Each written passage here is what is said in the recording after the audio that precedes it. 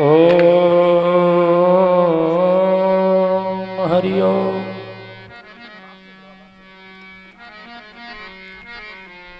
श्री सच्चिदानंद रूपाय विश्वोत्पत्त्यादि हेतुवे तापत्रय विनाशाय श्री कृष्णाय वयं नमः।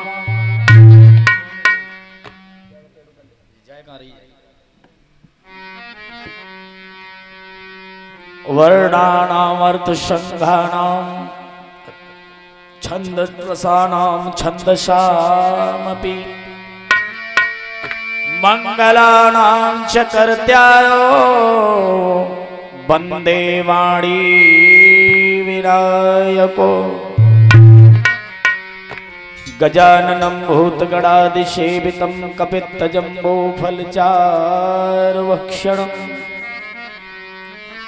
उमासुतं शोकविनाशकारकम् नमामि विघ्नेश्वर पादपङ्कजम्।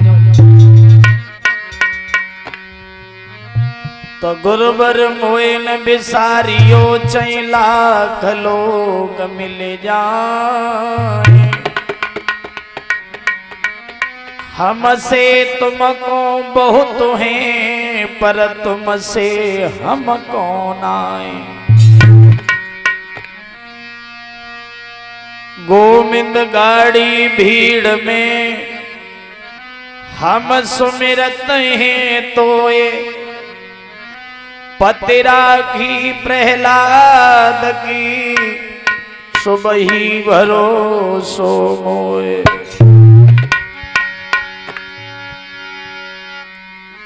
अंजन सुत बंदन करूं महावीर बजरंग।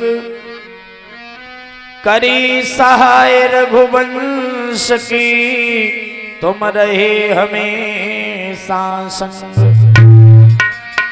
रहे हमेशा संग राम की करी सहाय।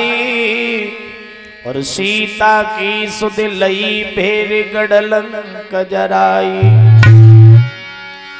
कहे सुनील कुमार सदा दीनन हितकारी।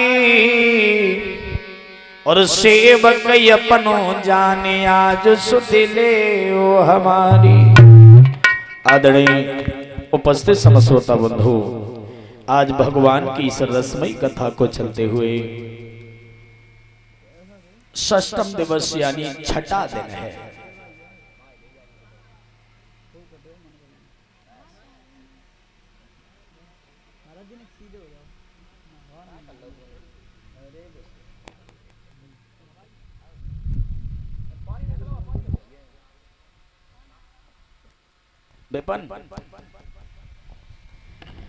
श्री हर हर गंगा के किनारे 88,000 ऋषियों के बीच में बैठे सुंदर आश्रम पर विराजमान व्यास नंदन सुखदेव जी महाराज कहने लगे, हे उत्तरानंदन परीक्षित, भगवान की कथा को चलते हुए आज छठा दिवस है। और आज की बड़ी ही सुंदर और मार्मिक कथा है। भगवान यादवेंद्र सरकार योगी राज कृष्ण ने जेल खाने में अवतार लिया। और अवतार लेने के बाद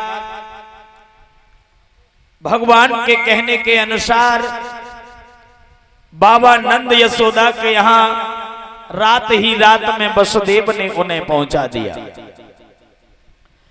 जब वसुदेव ने पहुंचा दिया और वहां पर एक लड़की पैदा हुई थी, उसे ला करके मथुरा में रखा।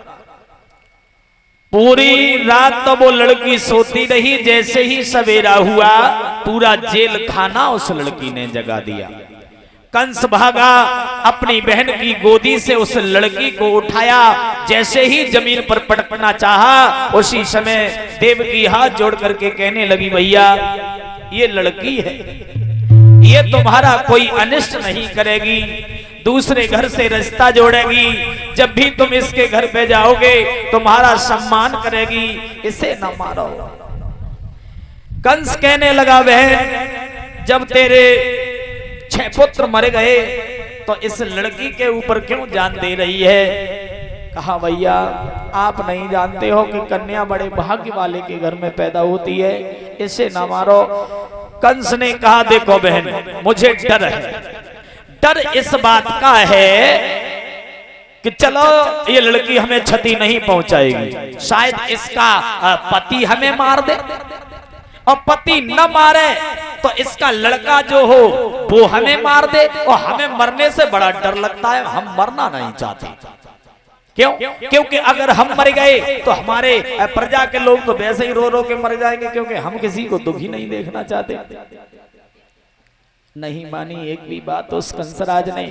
उस लड़की को जैसे ही जमीन पर पटकना चाहा, वो लड़की चंचला बनकर के आकाश में चली गई और कहा कंसराज तू मुझे क्या मार रहा है? तुझे मारने वाले का लालन पालन गोकुल में हो रहा है।